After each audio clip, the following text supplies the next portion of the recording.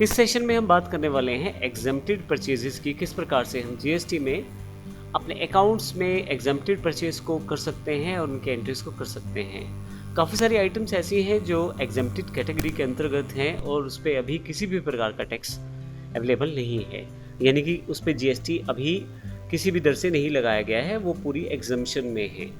तो ऐसी एंट्रीज को किस प्रकार से करेंगे, तो आइए देखते हैं। इस पे हमने 3 लेजर्स यहाँ बनाए हैं जो आपको बनाने पड़ेंगे। हमने पहले से एग्जाम्पल क्रिएट किया हुआ है। परचेज एग्जेम्प्टेड प्रोडक्ट्स के नाम से अलग से एक परचेज अकाउंट या परचेज लेजर तैयार की है और यह परचेज हेड के अंतर्गत है। सीसीसी हरियाणा का डीलर है। सन्ड्री क्रेडिटर्स के अंतर्गत हम पिछले अकाउंट्स में या पिछले एग्जाम्पल्स में भी इन्हें बना चुके हैं। आइटम एग्जेम्प्टेड हमने एक स्टॉक आइटम क्रिएट की है। तो आइए देखते हैं किस प्रकार से हम एग्जेम्प्टेड आइटम्स को अपनी बुक्स या अपने अकाउंट्स में स्टोर कर सकते हैं और टैली में किस प्रकार इसको एंट्री कर सकते हैं।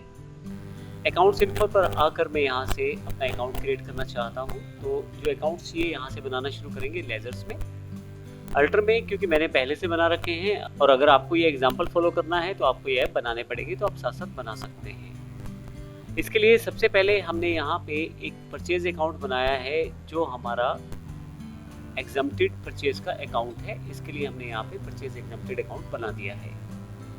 इसको अगर यदि मैं एंटर करूँ तो यहाँ पे परचेज एग्जेम्प्टेड अकाउंट है। परचेज अकाउंट्स के अंतर्गत जीएसटी में यदि यस करें तो आप यहाँ पे नॉन जीएसटी गुड्स को नो कर सकते हैं। हालांकि इस फीचर को ऑफ भी कर सकते हैं F12 से, और यहाँ पे आके आप अगर नो कर दे सेट टाइप ऑफ गुड्स को तो आप ये है इसे हटा देगा यहाँ से।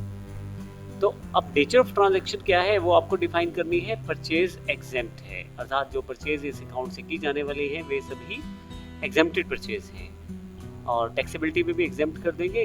गुड्स है तो यहाँ ले लेता हूँ, गुड्स में मैं सेव कर लेता हूँ अकाउंट को। ट्रिपल सी जो हरियाणा की कंपनी है, हम अकाउंट पिछले सेक्शन में बना चुके हैं, लेकिन फिर भी यहाँ रिवाइज करवा देता हूँ। सन्ड्री क्रेडिटर्स है, हरियाणा की कंपनी है और यहाँ यस करके अगर आप देखें तो इनका हमने एक एग्जाम्पल के बेस पे जीएसटी नंबर भर दिया है। फाइनली हमें एक आइटम क्रिएट करनी है जो एग्जेम्प्टेड गुड्स के अंतर्गत आती है। इन्वेंट्री इन्फो पर जाता हूँ यहाँ से स्टॉक आइटम पे और अल्टर पे जा जाता हूँ मैं यहाँ से, और यहाँ से आइटम एग्जेम्प्टेड का अकाउंट क्रिएट कर लेता हूँ। प्राइमरी ग्रुप के अंतर्गत है और यदि आप यहाँ देखें आइटम वाइज तो मैं यहाँ पे भी टैक्सेबिलिटी में एग्जेम्प्ट ले लेता हूँ। गुड्स है, फाइनली गुड्स डिफाइन करके यस कर देता हूँ। अब एंट्री देखते हैं किस प्रकार से होगी इसकी। एंट्री के लिए डिस्प्ले, डे बुक और यहाँ ऑल्ट F2 के साथ में सारी जो पिछली एंट्रीज हैं वो सभी खोल लेता हूँ। 31/7 तक का टाइम है जो मैंने यहाँ डिफाइन किया हुआ है।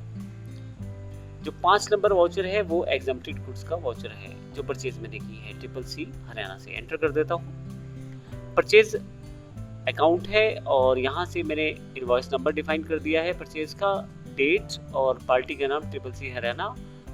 एंटर कर देता हूँ। अकाउंट जो आपका आएगा परचेज एग्जेम्प्टेड आएगा जिसको हमने अभी बनाया था। आइटम एग्जेम्प्टेड आएगी, 5 पीस हमने एग्जेम्प्टली परचेज किए हैं और यहाँ पे किसी भी तरह का कोई टैक्स डिफाइन नहीं है और फाइनली इसे मैं यस कर देता हूँ। और यदि अब मैं यहाँ स्टैट्यूटरी रिपोर्ट्स जो डिस्प्ले मेन्यू के अंतर्गत है अगर वहाँ देखूँ GSTR2 में, क्योंकि परचेज से रिलेटेड इंफॉर्मेशन GSTR2 में जाएगी, तो यहाँ पे आप देखें नील रेटेड इनवॉइसेस में मेरे पास यहाँ पे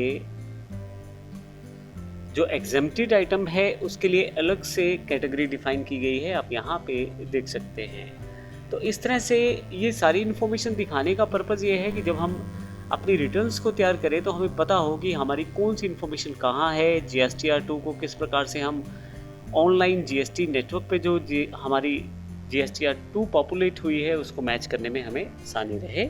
तो इस प्रकार आप आसानी से परचेज एंट्रीज को कर सकते हैं जो एग्जेम्प्टेड हैं और इसे आसानी से यहाँ पे टैली में एंटर कर सकते हैं। अगले एग्जाम्पल में हम बात करेंगे जब हम किसी अनरजिस्टर्ड डीलर से नील रेटेड, नॉन GST या एग्जेम्प्टेड गुड्स को परचेज करेंगे तो किस प्रकार से उसको एंटर कर सकते हैं। तो अगले सेशन में हम इसकी जानकारी लेंगे अपनी अनरजिस्टर्ड डीलर से परचेज की। धन्यवाद।